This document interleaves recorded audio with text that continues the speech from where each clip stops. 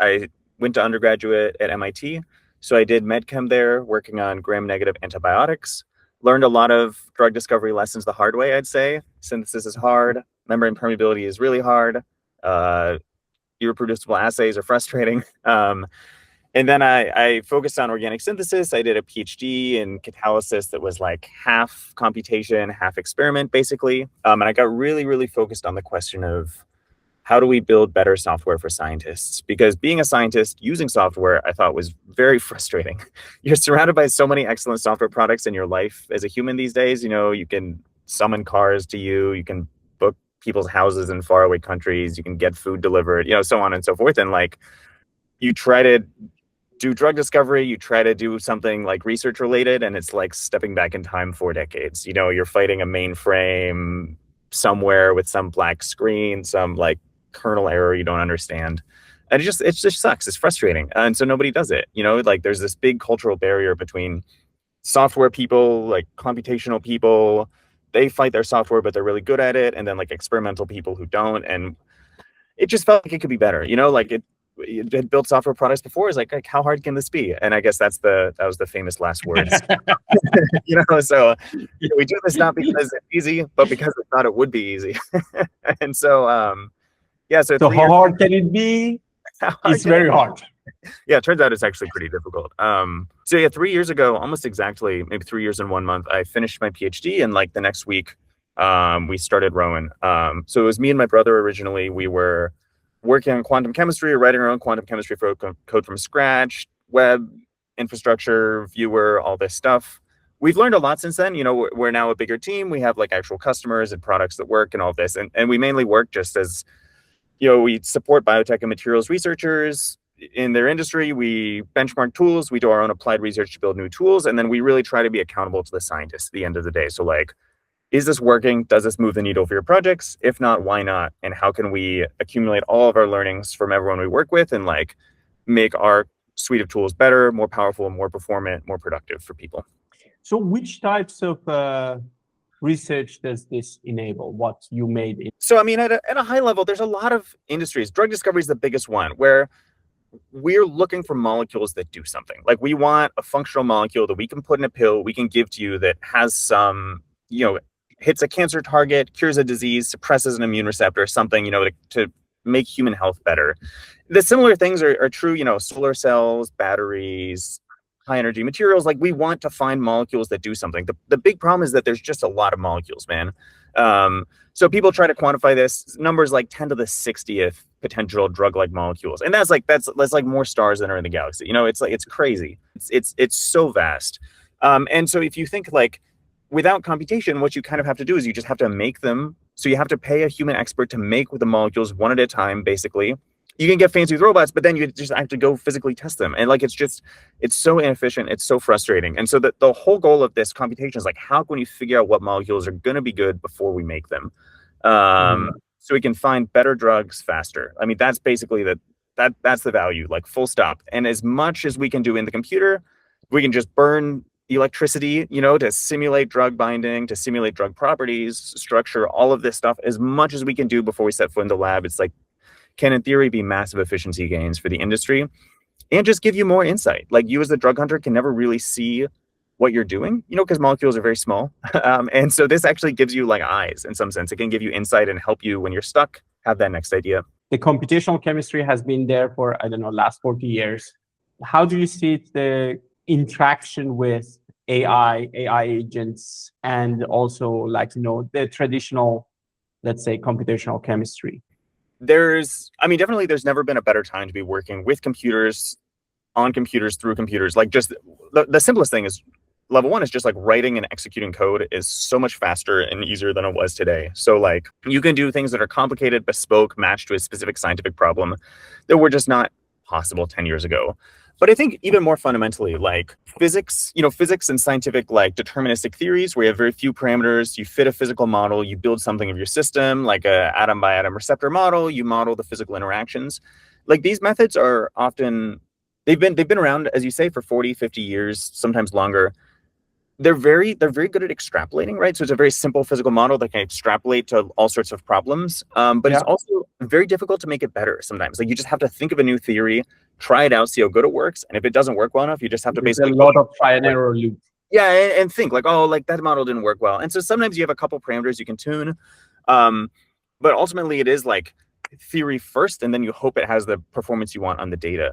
ML gives us a totally different way to do this because then now all of a sudden you can essentially build data-driven theories. So you can say, here's my training data. I'm going to fit a model to all this.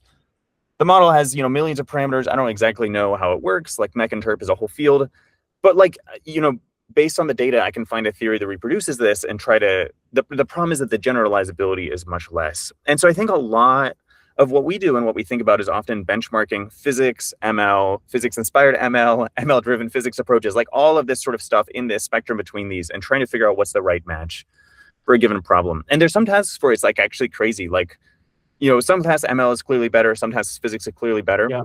For like pose prediction, like docking, co-folding, for some of these like physics-based simulation challenges, like semi-empirical methods versus neural network force fields, they're right there. Like they're both are like sometimes in the course of a single simulation, you'll switch back and forth between physics and ML a lot of different times. What do you think? Why do you think that having like something like Vicenna, being able to do this, use your massive chemistry infrastructure, why this should matter to a scientist?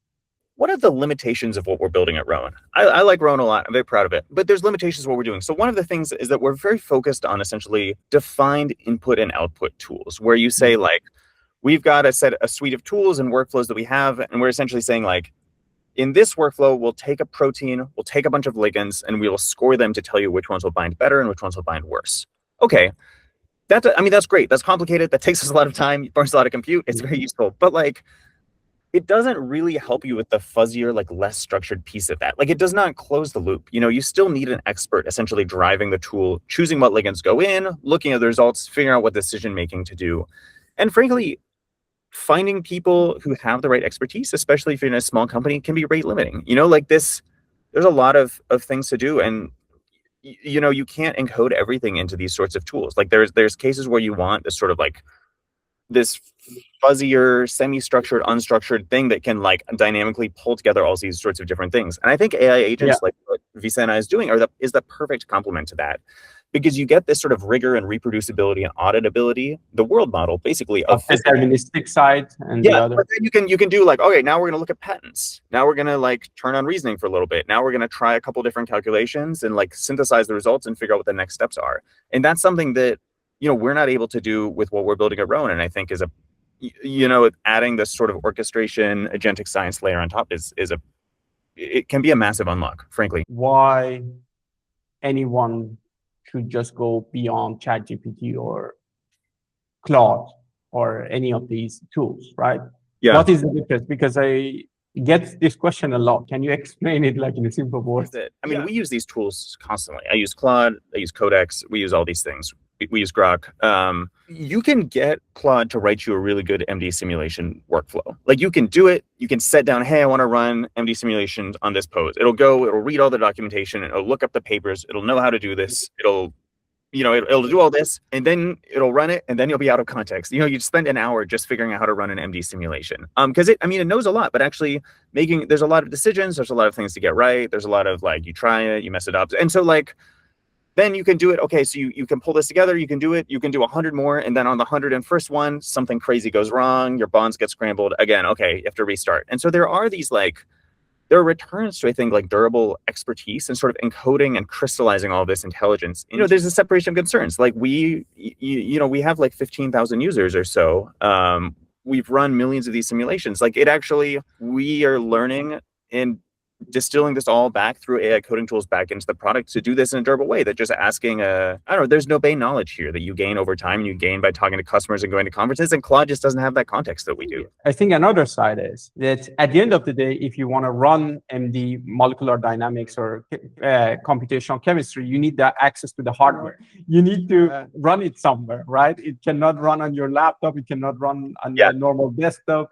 right? Yeah, and finding the right hardware is not as easy as it seems. I don't know if it seems easy, but we do a lot of benchmarking on which hardware type we use, which regions we use, all this stuff, trying to get the best price performance. And I mean, it ends up being tightly coupled to the software and the algorithms you use. So like different, you Exactly. use different settings. Optimize it for that hardware.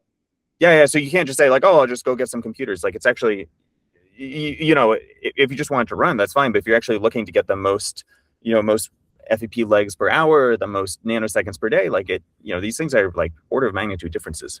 What is the future that you want to achieve? All of chemistry simulation, simulating these tough scientific problems, we're just not predictive enough. These tools are just not. You look at race car design. I don't know if you watch F1 or if any of the listeners watch F1, but you see what people do in F1. The supercomputer simulations there for airflow are so powerful. They have to regulate how much supercomputer time people have because it gives them such an unfair advantage. Like they would spend more money on just all of that running the computer for longer if they were allowed to by the rules. And that's really what we should be shooting for as a field. That like you can just leave the computer running, it'll be designing, it'll be proposing things, it'll be triaging them, it'll be optimizing. And so then when you set foot in the lab, it's not like you're like, oh God, I'm gonna have to make another 10,000 ligands to find the right one. You should be able to have higher confidence. Like, no, like I had my hit, like I let it run for a while, like I bet this is gonna work. The computer says it looks great. Let me just make a few to check it. Like that's that high predictive world. Like that's this is how do we make more drugs? Yeah, clinical trials are tough, but we're spending like $400 million on preclinical studies. Like, as long as we're paying armies of people to be making drugs, we're not going to bring that cost that much down. We have to actually be able to use computation to get there. And I think that's what you're saying. If you make it more accessible to more people, I'm sure the market for these becomes much bigger. And accessibility is mattering more than it used to because like teams are getting smaller. So there's more hobbyist scientists, there's more small companies, right? Less is happening in just the monolith of big pharma and more like small spinouts, small farm companies, small biotechs, different divisions and teams. And at the same time, the number of tools and domains we're asking scientists to be able to know is growing so fast. So now if you want to work in drug discovery, you have to be an expert in animal toxicity, you have to know machine learning now, you have to understand like all of these market considerations, pharmacokinetics, toxicity, like there's all of these things that you're suddenly asked to know. And if like we just start throwing new computational techniques on your reading list, like it's just people just can't keep up with it, right? And so that's I think where the sorts of things that we're working on come in to make it accessible and to help reduce the burden of knowledge. I wanted to also show what we have been building like quickly. I know now computational chemistry, we learned a lot from what you have been doing with the skills and all of that. All of this work is actually powered by Rowan. Actually, I need to get access to your, what do you call it, logos and such, so we can embed your logo here. Totally. And you can essentially do this work. And we have it in 3 languages, English, because we have user in like English speaking, Spanish. We have a lot of users in South America. Awesome. And we are getting more and more users in China. Cool. And yeah, so people can now go and pay as little as $10 a month and start using Rowan. And I wanted to thank you for giving us actually this opportunity. And we're going to work together very hard to bring more chemistry tools and also simulation tools, other simulation tools, as you mentioned, like for CFD calculations and such, to scientists. Amazing. Yeah, we're super happy to be working with you here. I mean, I think we're very aligned on the vision of trying to bring great tools to scientists, help them do their work, make it affordable and practical and ubiquitous for scientists to be doing this. And so, yeah, thank you so much for your hard work on this.